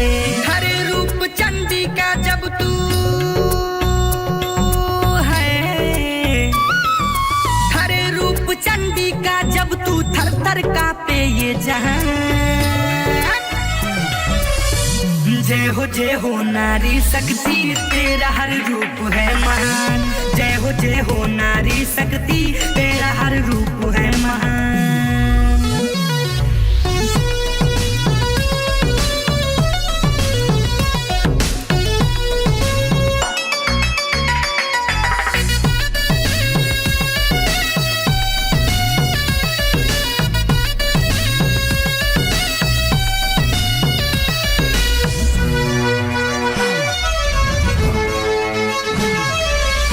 है तू रूप जब जब भयंकर, डर से तेरे कांपे धरती और अंबर।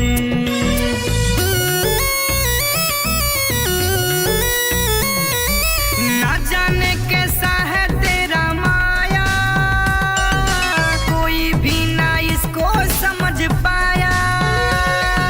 नाश करे या धर्मी का तू धर्मी का करती कल्याण। जय हो नारी शक्ति तेरा हर रूप है महान। जय हो नारी शक्ति तेरा हर रूप है महान।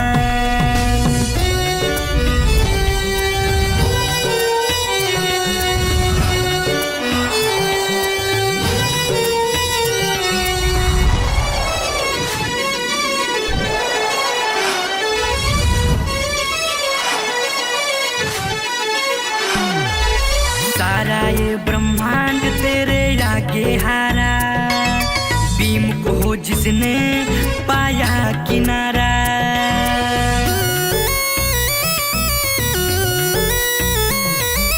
तीनों लोक में नारी शक्ति निराली, बन जाती दुर्गा कभी तू काली।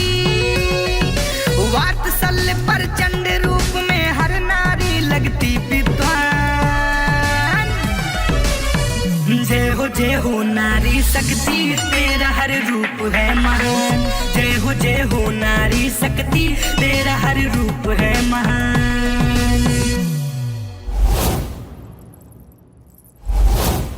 अच्छा, तो आपने अपने रिपोर्ट में लिखा कि इसने अपने पति का कत्ल किया है।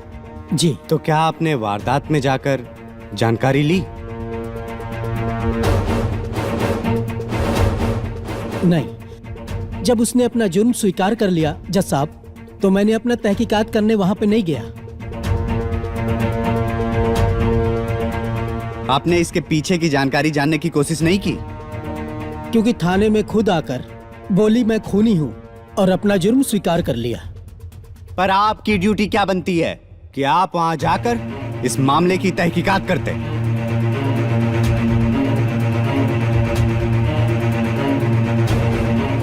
सर, जब इसने अपना जुर्म स्वीकार ही कर लिया है तो उसके आगे जांच करना मैंने उचित नहीं समझा। ठीक है, आप जा सकते हैं। जी सर। योर ऑनर, इस केस के जांच के लिए मैं अदालत से कुछ समय चाहता हूं। आज की कार्रवाई यहीं समाप्त की जाती है। गंगा और उनके वकील राकेश को ये कोर्ट आदेश देती है कि अगली तारीख पर सारे सबूतों के साथ कोर्ट में उपस्थित हों। पेड़ की डाली काट देहला से पेड़ सूख न जाला। अरे ई जिंदगी बा और एकर कई सारा रूप बा। कितना उतार चढ़ाव आवेला, मगर सफल इंसान वही होखेला जो अपना लक्ष्य के आगे सटीक खड़ा रहेला। बाबूजी, हमरे दर्द के रहुआ एहसास ना कर सकता नहीं। एगो ठोकर लगल इंसान तो फिर से खड़ा हो सकेला, लेकिन प्यार में नाकाम इंसान के जिंदगी में दूसर कोनो मकसद ना बचेला। अरे तोहनी के पीढ़ी के यही प्रॉब्लम बा।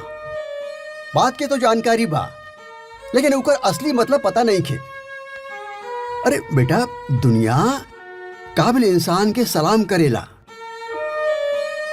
एगो कामयाब आदमी के जिंदगी में हजारों रास्ता होला और वो कोनो रास्ता चुन ले वैसे जिंदगी जी सकेला। हम प्यार के खिलाफ नहीं खी, मगर कोनो प्यार जिंदगी के बर्बाद कर देवेला वो प्यार प्यार ना हो सकेला। बेटा, समय के आगे चलबा तो दर्द के सिवा कुछ ना मिली, और समय के साथ चलबा तो बड़ से बड़ घाव भर जाई।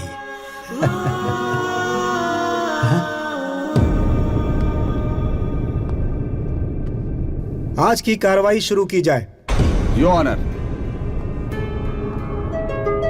श्रीमती गंगा देवी के पास ना कोई सबूत है, ना ही कोई चश्मदीद गवाह है जो ये साबित कर सके कि ये बेगुनाह है।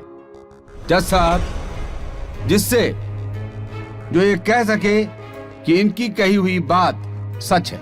श्रीमती गंगा देवी, आपके पास कोई सबूत है या कोई चश्मदीद गवाह जो आपको इस केस में बेगुनाह साबित कर सके?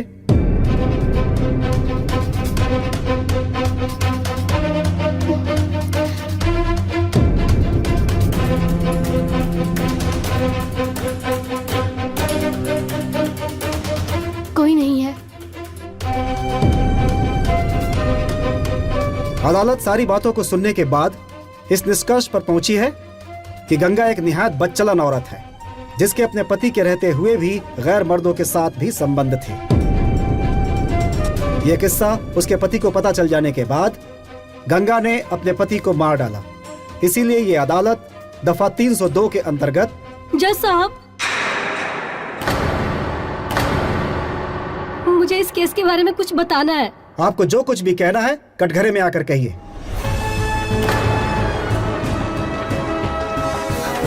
सलोनी, सलोनी तू चुप हो जा, तू कुछ नहीं बोलेगी, तुझे मेरी कसम है। तू कुछ नहीं बोलेगी। बस दीदी, आज मुझे सब कुछ बताने दीजिए। आप अकेले सब कुछ सहती रही और मैं चुप रहूं। आपको जो कुछ भी कहना है कटघरे में आकर कहिए। सलोनी, सलोनी तू मेरी बात मान जा। सलोनी। प्रणाम जज साहब। मैं जो भी कहूंगी सच कहूंगी, सच के सिवा कुछ नहीं कहूंगी। सलोनी चुप हो जा। सलोनी कुछ मत बोल, भगवान के लिए चुप हो जा। सलोनी, सलोनी चुप हो जा। नहीं दीदी, आज मैं चुप नहीं रहूंगी। आखिर किस मिट्टी की बनी है आप? इतने जुल्म सितम सहती रही और आज भी आप कुछ नहीं बोलने देना चाहती हैं। जज साहब, मैं गंगा की छोटी बहन सलोनी हूँ और इस केस की जज्मदीद गवाह भी मैं ही हूँ।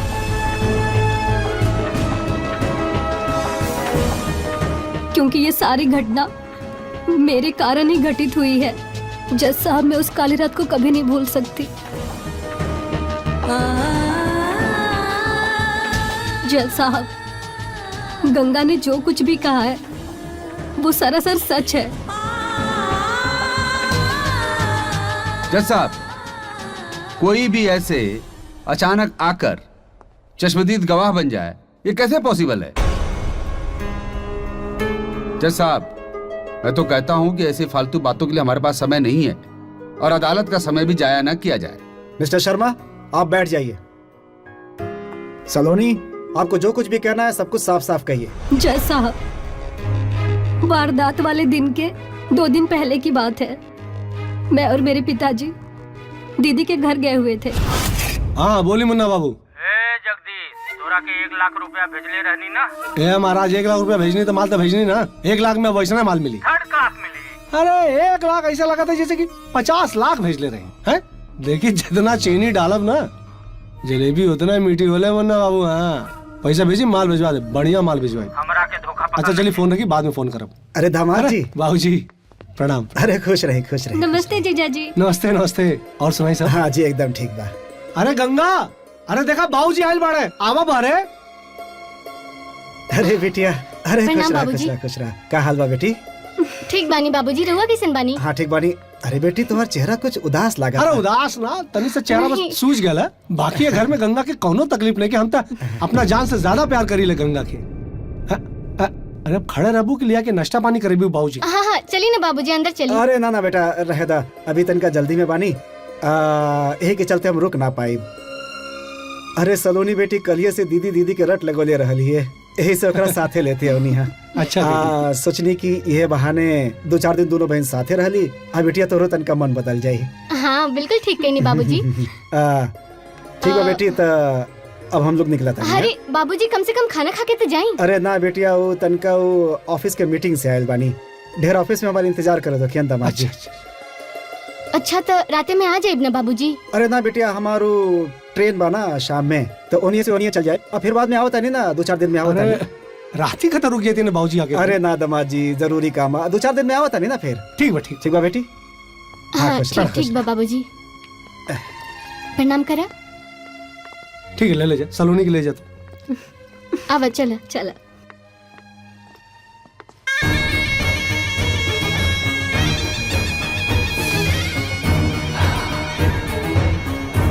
सलोनी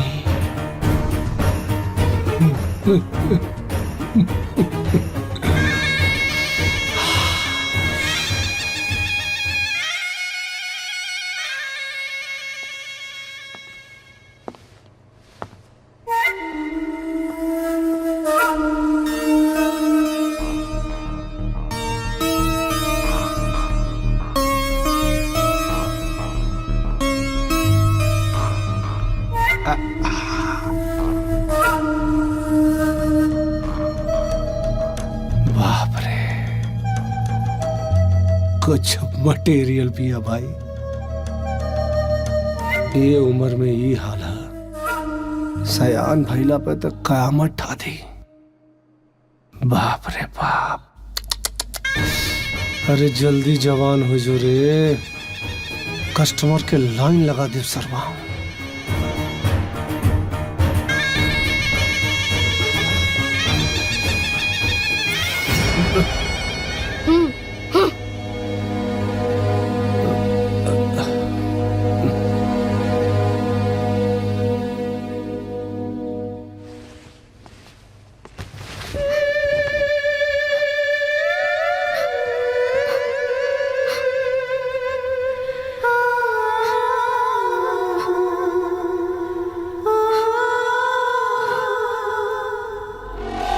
कारे जगदीशवा, तोरा के हम कहले रहनी कि टाइम पे आ जाई, और तू अपना मेहरारू कहाँ भेज देले?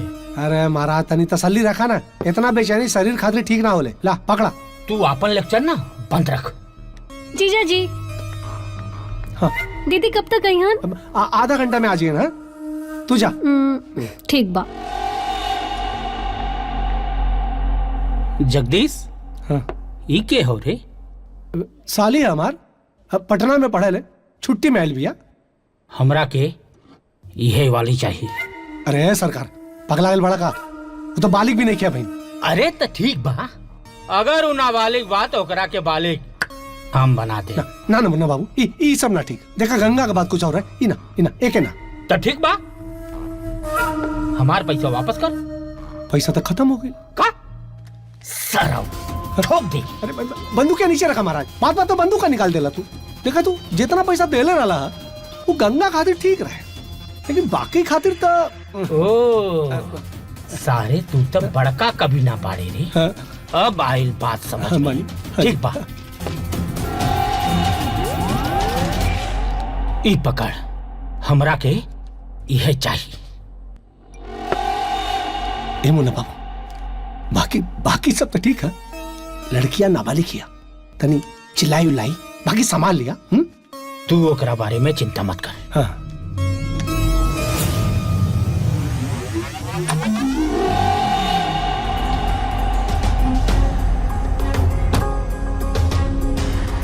हाँ भाई मजा।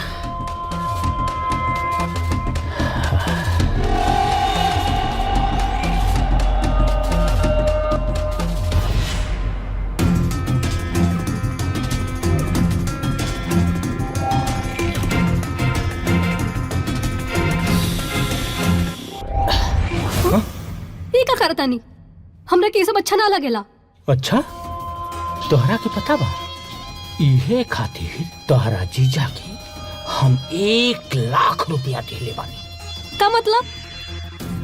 मतलब ठीक बा, हम तोरा के समझावता नहीं।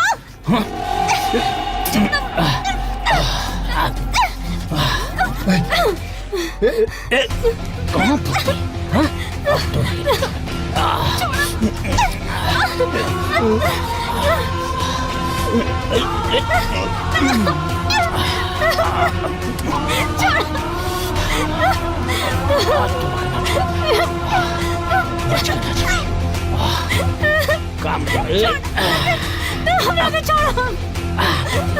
काम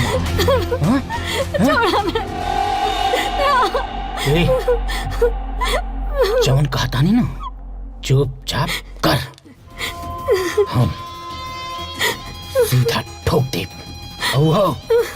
तोरा के ना, तोर बहिन और जीजा दोनों को ठोक दे ना, तो चुपचाप जवन कहता रही वो कर, समझ ले। का करे? हाँ, ई भइल न बात। ऊ एकदम सीधा साधा खूबसूरत लड़की नियन, जैसे नहाए के टाइम जाला ना नहाए खातिर, वैसे ही तू अपन पूरा कपड़ा निकाल के खूबसूरत बदन के दिखा दे, और हम तोहरा के सिर्फ देखब, कुछो ना करो, कसम से। दिख दिख, पक्का? हाँ पक्का, दिख, ई देख, ई रख दे, हाँ कुछो ना, निकाला, देखा, छोड़ दे तोरा के, हाँ निकाला।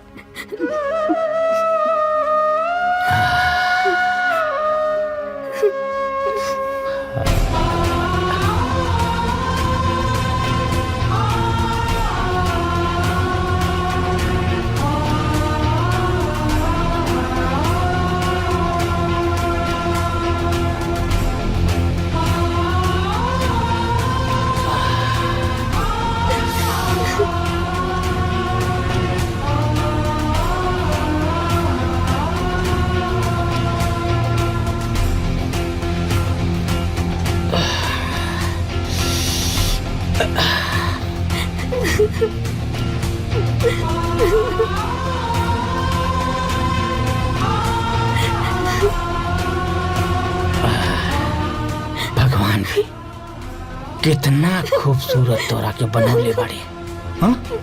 तू लड़की ना, एकदम बला बाड़ू, बला। हाँ, आज तो तू हमरा के खुश कर देबो।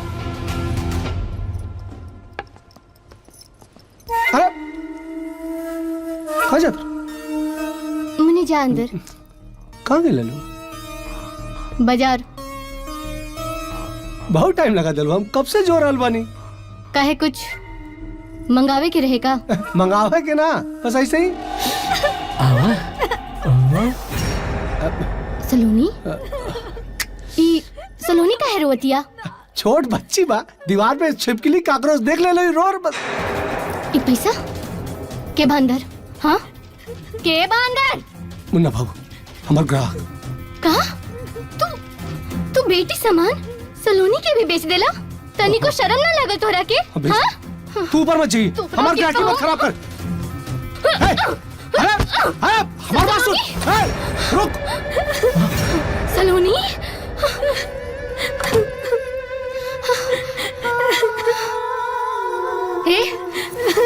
अपन जिंदगी से प्यार बना तो भाग यहाँ से। अरे तोरा के ना छोड़ा। अरे लेकिन बात सुन हमारे। चुप। ना कुछ ना होई तोरा के। हम बनी है, हम आ गए बेटा। ये तू का कहले? ते हमरा काम में दखल डाल डाल बाड़े। हमार ग्राहक भाग गए, जिंदा ना छोड़ तोरा के हम। अरे तू हमरा के जिंदा ना छोड़बे? तू हमरा के जिंदा ना? आज तो हम तुम्हारी कहानी खत्म कर दे। गंगा पागल बाड़ेगा। दूर दूर दूर मार दे। गंगा क्या करता रू? गंगा तो पति है। भारतीय नारी कभी अपने पति के ना मार सकेले। तो हमारे नाम के सेंदूर लगौले बाड़ू।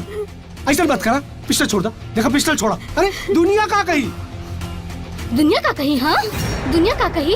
अरे तू तो पति के नाम पे कलंक बाड़े। अगर तोहरा जैसे आदमी पति कहे लागी ना तो औरतन के पति के नाम से विश्वास उठ जाई। तू गंगा हमारे पास सुना। अरे तेरी तो कहता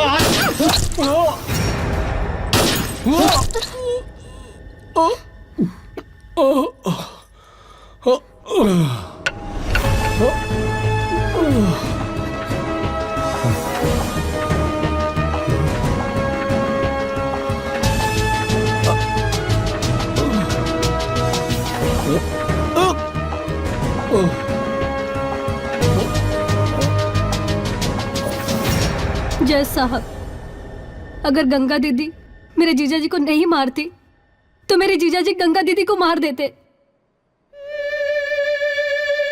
और वो मुन्ना सिंह मेरी इज्जत भी लूट लेता। जज साहब, मेरी दीदी ने मेरे जीजा जी को मारकर एक राक्षस का अंत किया है। जज साहब, कल रात मुन्ना सिंह फिर से मेरे पीछे पड़ा था।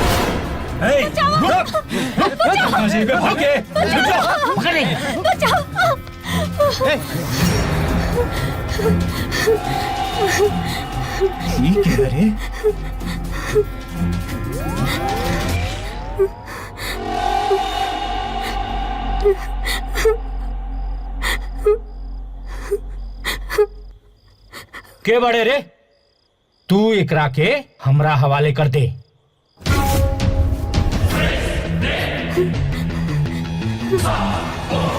कैलाश, तू के बाड़ू तू? हम सलोनी, गंगा के बहन। गंगा? ए बेवड़ा, ए लौकत नहीं खे? हम के उससे बात करता नहीं बीच में। अरे वो गंगा के कारण तो हमारे ही हाल हो गए। और तू ए जा इतनी रात के का करताड़ू? वो गुंडा लोग हमारे पीछे करत बाड़े, हमरा के बचाला। ए, ले जाओ से एकरा के। हमरा के बचाला। ना छोड़ हमरा के। चल लेके चल, चल।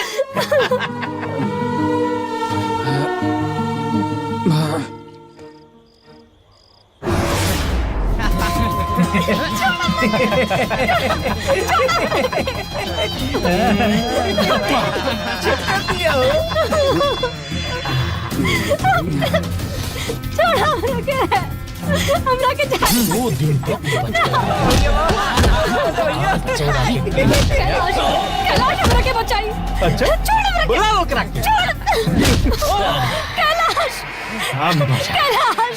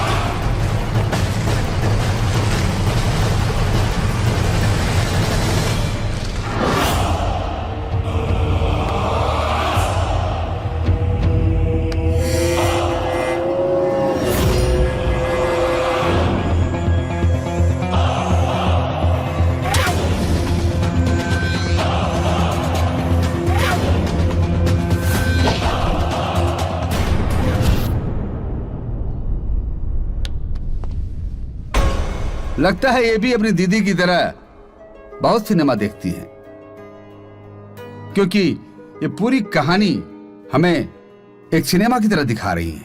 बहुत खूब, क्योंकि ये टोटल बेबुनियाद है और बेवकूफाना हरकत है।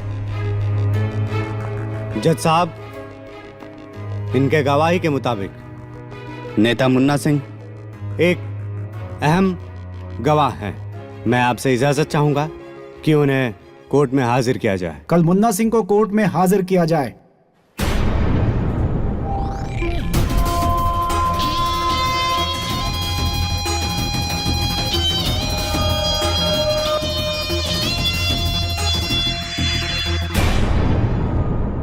योर ऑनर, जो मैं बोलूंगा सच बोलूंगा, सच के सिवाय कुछ नहीं बोलूंगा। और वैसे भी मैं नेता हूं, सच के सिवा झूठ नहीं बोलता।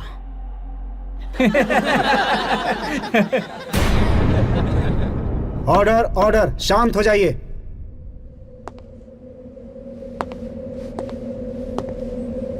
माननीय नेताजी, मुन्ना सिंह जी, गंगा देवी के पति जगदीश को आप कब से जानते हैं? योर ऑनर, गंगा देवी के पति को मैं बहुत दिनों से जानता था।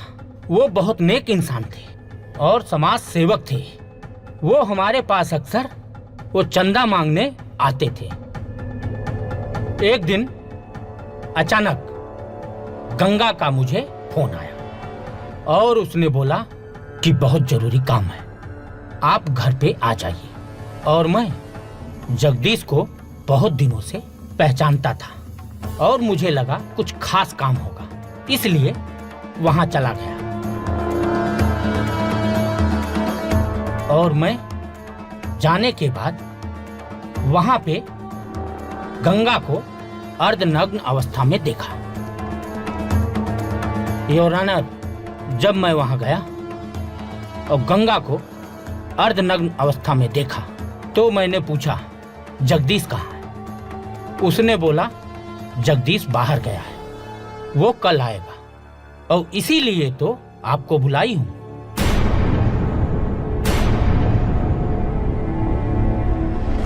योर ऑनर, मैं कुछ समझा नहीं, उसने मुझे क्यों बुलाया, लेकिन गंगा बोली, नेताजी, मैं गरीबी से तंग आ चुकी हूं और मुझे इस गरीबी से बाहर निकालिए। आप जो बोलेंगे वो सब मैं करूंगी, आप जो कहेंगे मैं कुछ भी करूंगी। मुझे इस गरीबी से बाहर निकालिए।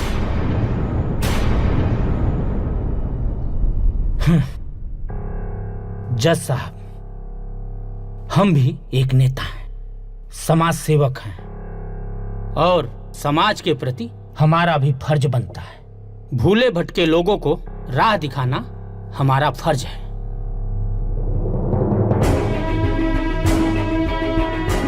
और जगदीश, वो तो मेरा सेवक था और उसके पत्नी के साथ ऐसा करूं? राम राम राम। योर ऑनर, उसके पहले मैं मर जाता। फिर क्या हुआ?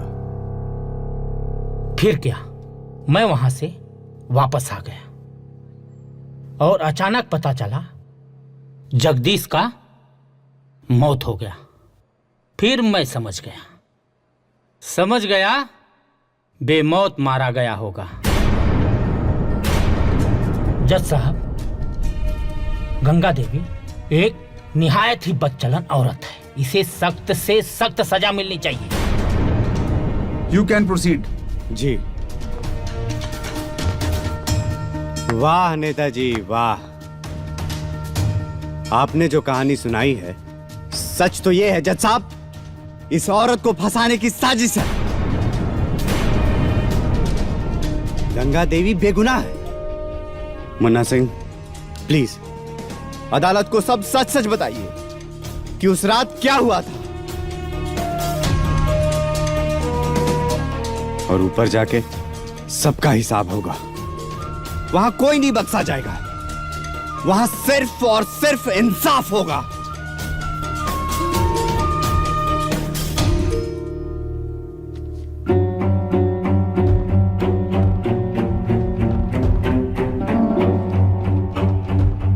मुन्ना सिंह, इस लिफाफे में तुम्हारे सारे गुनाहों की सबूत है। क्या लगता है अगर ये सब के सामने आ गया तो तुम्हारा सारा कच्चा चिट्ठा बाहर आ जाएगा और मुझे कुछ बोलने की जरूरत नहीं पड़ेगी। सब लोग जान जाएंगे कि सच क्या है। तो फैसला आपके हाथ में। अदालत को सच सच बताइए। मिस्टर राकेश, आपको जो भी मुन्ना सिंह से पूछना है जरा जोर से पूछिए ताकि अदालत को भी सुनाई दे। जी जज साहब, मैं मुन्ना सिंह से यही कह रहा था कि अदालत को सब सच सच बताएं। मुन्ना जी, आप अदालत को सब सच सच बताने की कृपा करें। बाकी ये तो आप देख ही रहे हो।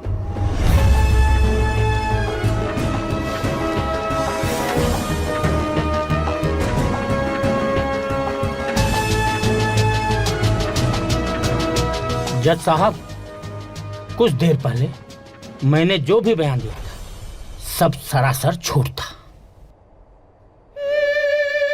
जज साहब,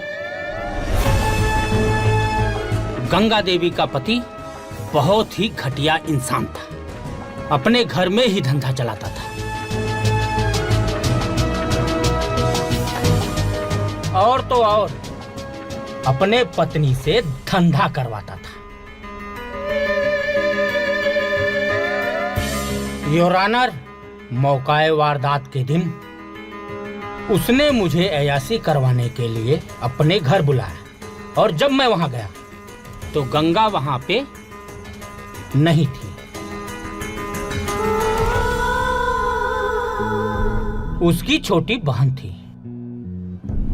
मैंने जगदीश को बोला कि अगर गंगा नहीं है तो मुझे अपने साली के साथ अय्यासी करवाओ।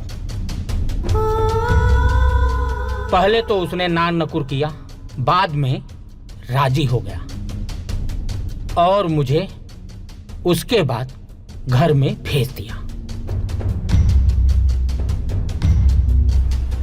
लेकिन योर ऑनर, घर में जैसे ही मैं कुछ करता उसके पहले गंगा वहां आ गई और मेरा पिस्तौल अपने हाथ में ले ली। जैसे तैसे करके मैं वहां से जान बचाकर भागा, लेकिन बाद में पता चला कि गंगा ने जगदीश को मार दिया।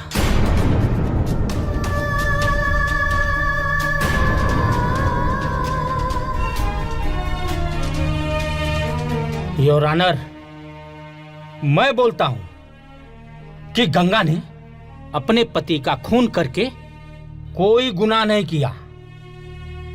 ऐसे इंसान का तो सजा सिर्फ और सिर्फ मौत है। गंगा देवी निर्दोष है जज साहब।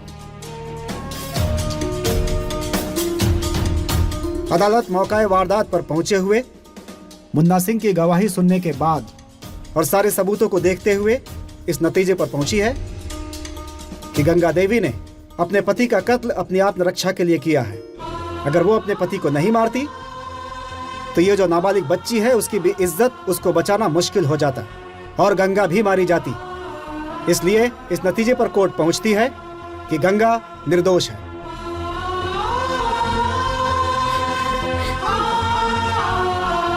अदालत गंगा को बाइज्जत रिहा करती है और नेताजी को यह हिदायत देती है कि दोबारा फिर कभी गलत गवाही ना दें। ये उन्हें हिदायत दी जाती है। That's all.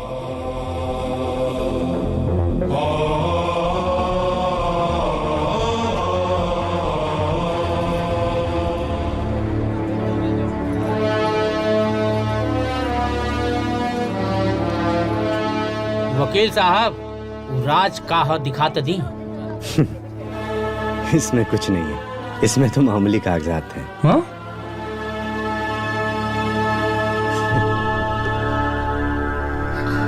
बाबूजी। बेटिया, हमरा पूरा विश्वास रहे कि तू निर्दोष बाड़ू। बाबूजी, इस सब के बारे में कैलाश के पता बा का? बेटिया होके सब पता बा, एकरे चलते तू आज ले शादी ना कैलस। बेटिया, तोहार कैलाश के जोड़ी ऊपर वाला बना के भेज ले बा। उ त हमरा चलते इतना बवाल हो गइल बा। चला बेटिया जल्दी चला, कैलाश इंतजार कर रहा बा। हाँ बाबूजी। आवा बेटा। धन्यवाद। शुक्रिया। धन्यवाद वकील साहब। दीदी। आवा बेटिया।